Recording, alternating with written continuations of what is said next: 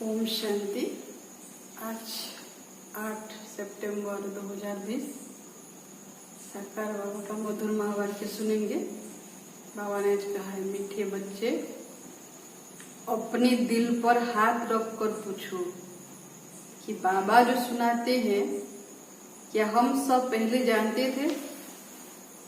जो सुना है उसे अर्थ सहित समझ कर खुशी में रहो। बाबा जो ज्ञान सुनाते हैं वो सुनकर फिर क्या करना है? अर्थ सहित समझ कर खुश रहो। आज बाबा ने प्रश्न पूछा है, तुम्हारे इस ब्राह्मण धर्म में सबसे अधिक ताकत है कौन सी और कैसे? उत्तर है, तुम्हारा यह ब्राह्मण धर्म ऐसा है जो सारे विश्व की सद्गति श्रीमत पर कर देते हैं। ब्राह्मण ही सारे विश्व को शांत बना देते हैं। तुम ब्राह्मण कुलभूषण देवताओं से भी ऊंचो। तुम्हें बाप द्वारा यह ताकत मिलती है। तुम ब्राह्मण बाप के मददगार बनते हो। तुम्हें ही सबसे बड़ी प्राइज मिलती है। तुम ब्रह्मांड के भी मालिक और विश्व के भी मालिक बनते हो। ओम शांति। मीठे मीठे रूहानी सिकिलधे बच्चों प्रति रूहानी बाप बैठ समझाते हैं। रूहानी बच्चे जानते हैं रूहानी बाप एक ही बार हर 5000 वर्ष के बाद आते हैं जरूर। कल्प नाम रख दिया है जो कहना पड़ता है। 5000 वर्ष का ये एक ही कल्प है ना। इस ड्रामा की अथवा सृष्टि की आयु 5000 वर्ष है। यह बातें एक ही बाप बैठ समझाते हैं। यह कभी भी कोई मनुष्य के मुख से नहीं सुन सकते हैं। तुम रूहानी बच्चे बैठे हो। तुम जानते हो बरोबर हम सभी आत्माओं का बाप वह एक है। बाप ही बच्चों को बैठ अपना परिचय देते हैं जो कोई भी मनुष्य मात्र नहीं जानते। कोई को पता नहीं गॉड व ईश्वर क्या वस्तु है, जबकि उनको गॉड फादर बाप कहते हैं तो बहुत प्यार होना चाहिए। बेहद का बाप है तो जरूर उनसे वर्षा भी मिलता होगा। बाप जरूर बच्चों को वर्षा देंगे ना। अंग्रेजी में अक्षर अच्छा कहते हैं हेवेनली गॉड फादर। हेवन कहा जाता है नई दुनिया को और हेल कहा जाता है पुरानी दुनिया को, परंतु स्वर्ग को कोई जानते नहीं। सन्यासी तो मानते ही नहीं। वह कभी ऐसे नहीं कहेंगे कि बाप स्वर्ग का रचयिता है। हेवेनली गॉड फादर यह अक्षर बहुत मीठा है और हेवन मशहूर भी है। स्वर्ग वही पैराडाइज कहते हैं, जहाँ बहुत देखते हैं सुंदर है, कोई बहुत सुखी है तो क्या कहते हैं? जैसे स्वर्ग लगा पड़ा है, स्वर्ग जैसा है ना। तो स्वर्ग नाम मशहूर भी है। तुम बच्चों की बुद्धि में हेवन और हेल का सारा चक्र सृष्टि के आदि मध्य अंत का बुद्धि में फिरता है। जो जो सर्विसेबल है सभी तो एक रस सर्विसेबल नहीं बनते है ना। जो सर्विसेबल बच्चे हैं उनकी बुद्धि में सारे सृष्टि चक्र का रहस्य फिरता रहता है और समझाते भी हैं दूसरों को। तुम अपनी राजधानी स्थापन कर रहे हो फिर से। 5000 वर्ष पहले भी किया था, फिर कर रहे हैं। तुम कहेंगे हम रूहानी बच्चे बाप की श्रेष्ठ से श्रेष्ठ मत पर चल रहे हैं। ऊंचे से ऊंच बाप की ही श्रीमत है। श्रीमद भगवत गीता भी गाई हुई है। यह पहले नंबर का शास्त्र। बाप का नाम सुनने से ही झट वर्षा याद आ जाता है। यह दुनिया में कोई भी नहीं जानते कि गॉड फादर से क्या मिलता है। अक्षर कहते हैं प्राचीन योग, परंतु समझते नहीं कि प्राचीन योग किसने सिखाया। वो तो कृष्ण ही कहेंगे क्योंकि गीता में कृष्ण का नाम डाल दिया है। श्री कृष्ण भगवान वाच कह दिया, अभी तुम समझते हो बाप ने ही राजयोग सिखाया जिससे सब मुक्ति जीवन मुक्ति को पाते हैं। यह भी समझते हो कि भारत में ही शिव बाबा आया था, उनकी जयंती भी मनाते हैं, परंतु गीता में नाम गुम होने से महिमा भी गुम हो गई है। बच्चे का नाम डाल दिया बाप के बदले तो नाम ही गुम हो गया। परमात्मा आते हैं इसलिए उनका जयंती मनाते हैं, शिवरात्रि मनाते हैं, लेकिन उनको कोई जानते ही नहीं। जिससे सारी दुनिया को सुख शांति मिलती है उस बाप को भूल गए हैं। इनको कहा ही जाता है एकज भूल का नाटक, अपने पिता को ही सब भूल गए हैं। बड़े से बड़ी भूल यह है जो बाप को नहीं जानते। कभी कहते वह नाम रूप से न्यारा है, फिर कहते कच मच अवतार है, ठीक कर भीतर में है। भूल में भूल होती जाती है, सीढ़ी नीचे उतरते जाते हैं, कला कम होती जाती है, तमो प्रधान बनते जाते हैं। ड्रामा के प्लान अनुसार जो बाप स्वर्ग का रचयिता है, जिसने भारत को स्वर्ग का मालिक बनाया, उनको ठीक कर भीतर में कह देते हैं, सर्वव्यापी कह दिया। अभी बाप समझाते हैं तुम सीढ़ी कैसे उतरते आए हो, कुछ भी किसको पता नहीं है। ड्रामा क्या है पूछते रहते हैं, यह दुनिया कब से बनी है, नई सृष्टि कब थी, तो कह देंगे लाखों वर्ष आगे। समझते हैं पुरानी दुनिया में तो अभी बहुत वर्ष पड़े हैं, इसको अज्ञान अंधियारा कहा जाता है। गायन भी है, ज्ञान अंजन सदगुरु दिया, अज्ञान अंधेरा विनाश। तो परमात्मा कर ज्ञान देते हैं तो मनुष्य आत्माएं अज्ञान इनसे जागते हैं। तुम समझते हो रचयिता बाप जरूर स्वर्ग ही रचेंगे। बाप ही आकर नर को स्वर्ग बनाते हैं। रचयिता बाप ही आकर सृष्टि के आदि मध्य अंत का ज्ञान सुनाते हैं। आते भी है अंत में, टाइम तो लगता है ना। यह भी बच्चों को समझाया है, ज्ञान में इतना समय नहीं लगता है जितना याद की यात्रा में लगता है। 84 जन्मों की कहानी तो जैसे कहानी है, आज से 5000 वर्ष पहले किन्हों का राज्य था, वह राज्य कहाँ गया।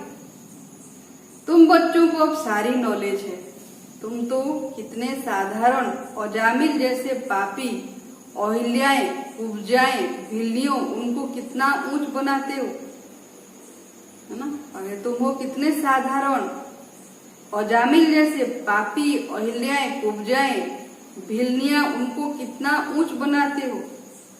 बाप समझाते हैं तुम क्या से क्या बन गए हो। बाबा कर समझाते हैं पुरानी दुनिया का हाल देखो क्या है, क्या बन गया है।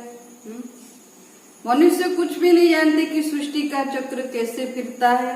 बाप कहते हैं तुम अपने दिल पर हाथ रखकर पूछो, आगे हम कुछ जानते थे, कुछ भी नहीं। अभी जानते हो बाबा फिर से आकर हमको विश्व की बादशाही देते हैं। कोई की बुद्धि में नहीं आएगा कि विश्व की बादशाही क्या होती है। विश्व माना सारी दुनिया। तुम जानते हो बाप हमको ऐसा राज्य देते हैं जो हमसे आधा कल्प तक कोई छीन नहीं सकता। तो बच्चों को कितनी खुशी होनी चाहिए, बाप से कितना बार राज्य लिया है। बाप सत्य है, सत शिक्षक भी है, सदगुरु भी है। कब सुना ही नहीं, अभी अर्थ सहित तुम समझते हो। तुम बच्चे हो, बाप को तो याद कर सकते हो। आजकल छोटेपन में ही गुरु करते हैं। गुरु का चित्र बनाए भी गले में डालते हैं और घर में रखते हैं। यहाँ तो वंडर है, बाप शिक्षक सदगुरु सब एक ही है। बाप कहते मैं साथ में ले चलूंगा। तुमसे पूछेंगे क्या पढ़ते हो, बोलो हम नई दुनिया में राजाई प्राप्त करने के लिए राजयोग पढ़ते हैं। यह है ही राज योग। जैसे बैरिस्टर योग होता है तो जरूर बुद्धि का योग बैरिस्टर तरफ जाएगा। टीचर को जरूर याद तो करेंगे ना, तुम कहेंगे हम स्वर्ग की राजाई प्राप्त करने के लिए ही पढ़ते हैं। कौन पढ़ाते हैं? शिव बाबा भगवान। उनका नाम तो एक ही है जो चला आया है। रथ का नाम तो है नहीं, मेरा नाम है ही शिव। बाप शिव और रथ ब्रह्मा कहेंगे। अभी तुम जानते हो यह कितना वंडरफुल है। शरीर तो एक ही है। इनको भाग्यशाली रथ क्यों कहते हैं? क्योंकि शिव बाबा की प्रवेशता है तो जरूर दो आत्माएं ठहरी। यह भी तुम जानते हो और किसको तो यह ख्याल में भी नहीं आता। अब दिखाते हैं, भागीरथ ने गंगा लाई, क्या पानी लाया? अभी तुम प्रैक्टिकल में देखते हो क्या लाया है, किसने लाया है, किसने प्रवेश किया है। भाग्यशाली रथ कौन है? भागीरथ किसका नाम पड़ा? बाप ने किया ना। मनुष्य में पानी थोड़ी ही प्रवेश करेगा, जटाओं से पानी थोड़ी ही आएगा। इन बातों पर मनुष्य कभी ख्याल भी नहीं करते। दिखाते हैं ना, शिव जी की जटा से गंगा अवतरित होते हैं इस धरती पर। तो वर्तमान समय पर परमात्मा ब्रह्मा तन में आकर जो ज्ञान गंगा बहा रहे हैं, वास्तविक बात तो यही है। कहा ही जाता है रिलीजियन इज माइट।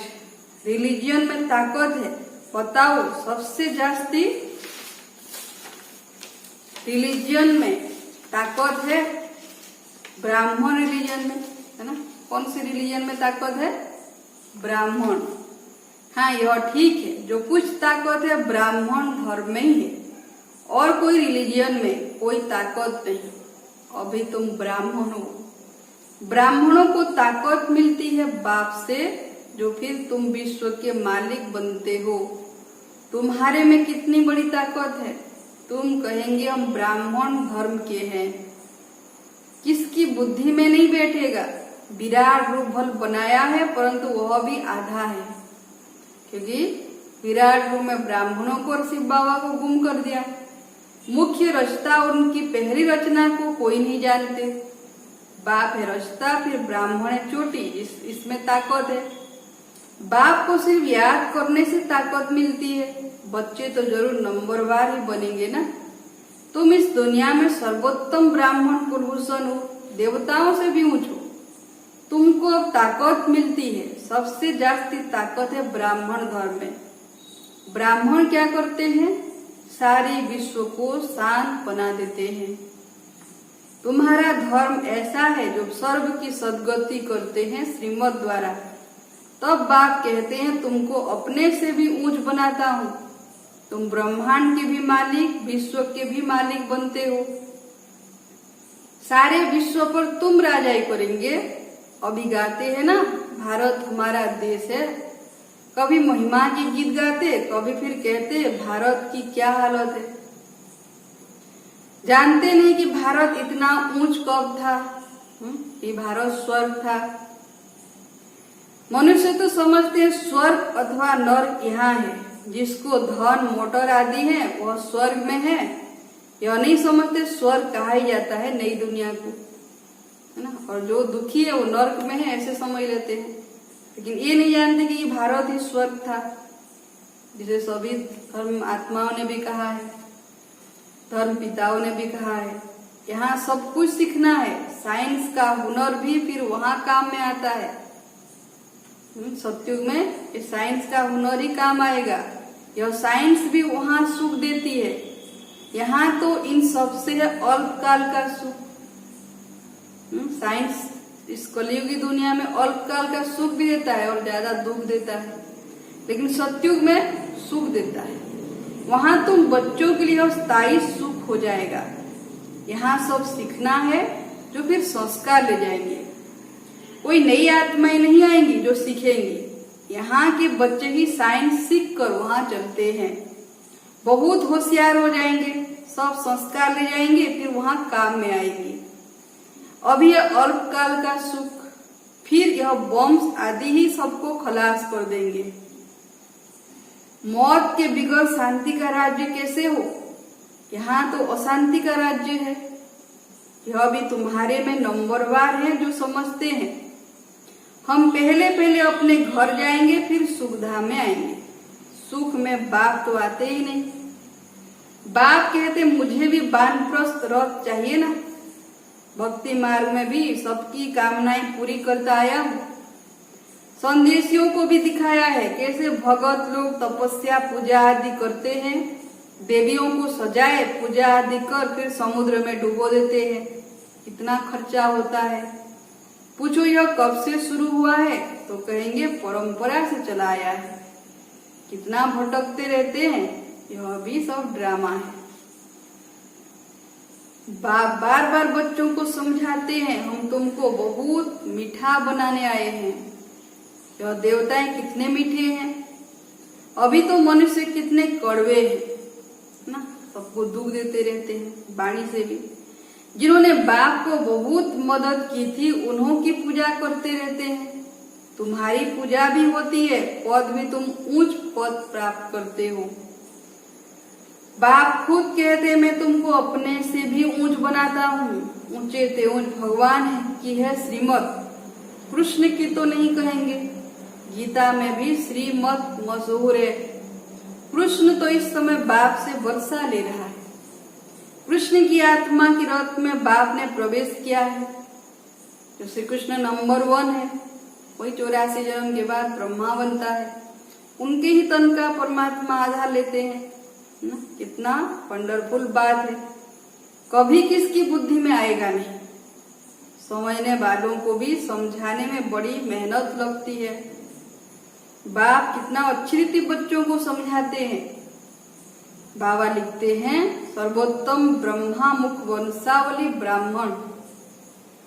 तुम ऊंच सर्विस करते हो तो यह प्राइज मिलती है। तुम बाप के मददगार बनते हो तो सबको प्राइज मिलती है नंबरवार पुरुषार्थ अनुसार, है ना। सत्युग में मिलेगा। तुम्हारे में भी बड़ी ताकत है। तुम मनुष्य को स्वर्ग का मालिक बना सकते हो। तुम रूहानी सेना हो। तुम यह बैज नहीं लगाएंगे तो मनुष्य कैसे समझेंगे यह भी रूहानी मिलिट्री है। मिलिट्री वालों को हमेशा बैज लगा हुआ होता है। शिव बाबा है नई दुनिया का रचयिता, वहां इन देवताओं का राज्य था, अब नहीं है। फिर बाप कहते मन मना भव, देह सहित सब संबंध छोड़ माँ में कम याद करो, तो कृष्ण की डिनाइस्टी में आ जाएंगे। इसमें लज्जा की तो बात ही नहीं। बाप की याद रहेगी।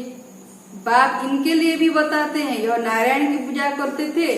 नारायण की मूर्ति साथ में रहती थी, चलते फिरते उनको देखते थे। ब्रह्मा बाबा नारायण के भगत थे ना, तो बार बार नारायण के चित्र के आगे बैठते थे, देखते थे, चलते फिरते भी देखते रहते थे। फिर खुद ही नारायण बना। अभी तुम बच्चों को ज्ञान है, बैज तो जरूर लगा रहना चाहिए। तुम हो नर को नारायण बनाने वाले। राज योग भी तुम ही सिखलाते हो। नर से नारायण बनाने की सर्विस करते हो। अपने को देखना है, हमारे में कोई अवगुण तो नहीं है। लक्ष्मी नारायण जैसे बनने के लायक हैं, बने हैं। तुम बच्चे बाप दादा के पास आते हो। बाप है शिव बाबा, दादा है उनका रथ। बाप जरूर रथ द्वारा ही मिलेंगे ना, तो निराकार है। तो बच्चों से ब्रह्मा तन में आकर मिलते हैं। बाप के पास आते हैं रिफ्रेश होने। सम्मुख बैठने से याद पड़ती है बाबा आया है ले जाने के लिए। बाप सम्मुख बैठे हैं तो जास्ती याद आनी चाहिए। अपनी याद की यात्रा को वहां भी तुम रोज बढ़ा सकते हो। मधुबन में जाते हैं, सम्मुख मिलन मनाते हैं बाबा से। फिर घर आते ही ये याद की यात्रा सदा लगी रहे ना, एक रस रहे। अच्छा, मीठे मीठे सिकी लधे बच्चों प्रति माँ पिता बाप दादा का याद प्यार और गुड मॉर्निंग। रूहानी बाप की रूहानी बच्चों को नमस्ते। हम रूहानी बच्चों का भी रूहानी माँ पिता बाप दादा को याद प्यार गुड मॉर्निंग, नमस्ते नमस्ते नमस्ते। धारणा के लिए मुख्य सार पहला पॉइंट है, अपने को देखना है कि हमारे में कोई अवगुण तो नहीं है। जैसे देवताएं मीठे हैं, ऐसा मीठा बना हूं। दूसरा, बाप की श्रेष्ठ से श्रेष्ठ मत पर चल अपनी राजधानी स्थापन करनी है। सर्विसेबल बनने के लिए सृष्टि के आदि मध्य अंत का, हेवन और हेल का ज्ञान बुद्धि में फिराना है। वरदान है, श्रेष्ठ भावना के आधार से सर्व को शांति शक्ति की किरणें देने वाले विश्व कल्याणकारी भव। विस्तार है, जैसे बाप के संकल्प व बोल में, नयनों में सदा ही कल्याण की भावना व कामना है, ऐसे आप बच्चों के संकल्प में विश्व कल्याण की भावना व कामना भरी हुई हो। कोई भी कार्य करते विश्व की सर्व आत्माएं इमर्ज हो। मास्टर ज्ञान सूर्य बल, शुभ भावना व श्रेष्ठ कामना के आधार से शांति व शक्ति की किरणें देते रहो, तब कहेंगे विश्व कल्याणकारी। लेकिन इसके लिए सर्व बंधनों से मुक्त स्वतंत्र बनो, चाहे मानसिक हो या शारीरिक बंधन, स्वतंत्र बने और हर एक आत्मा के प्रति शुभ भावना शुभ कामना की तरंगे फैलाते रहे, तभी विश्व कल्याणकारी कहलाएंगे। सबको सुख शांति की किरणें देते रहे। स्लोगान है, मैंपन और मेरापन यही देहाभिमान का दरवाजा है। अब इस दरवाजे को बंद करो ना। अब मैं बोलते हैं तो मैं आत्मा हूं, और मेरा बोलते हैं तो किसको याद करें? बाबा को, है ना। मेरा बाबा, बाबा करा रहा है, तो मैंपन और मेरापन, तो यही देहाभिमान का दरवाजा है। देहाभिमान आता है तो इसको पहले बंद करना है। स्वमान है, मैं रूहानी सोशल वर्कर हूं। क्या मैं रूहानी सोशल वर्कर सदा रूहानी सेवा में सहयोगी बनकर सभी प्रकार के व्यर्थ से मुक्त हो गया हूं? चिंतन करना है। मुझे सदा स्मृति रहती है कि मैं सभी आत्माओं का उद्धार करने के निमित्त हूं। मैं अपने राजयोगी जीवन से आत्माओं को सुख शांति आनंद की अनुभूति कराता हूं, और योग अभ्यास में अनुभव करना है, मैं आत्मा भ्रुकुटी सिंहासन पर विराजमान रूहानी सोशल वर्कर हूं। मैं रूहों के पिता परमात्मा शिव की संतान हूं। सभी आत्माओं को परमात्मा का सत्य परिचय दे रही हूं। इस दिव्य अलौकिक व रूहानी ज्ञान द्वारा अनेक आत्माओं को मुक्ति जीवन मुक्ति का मार्ग स्पष्ट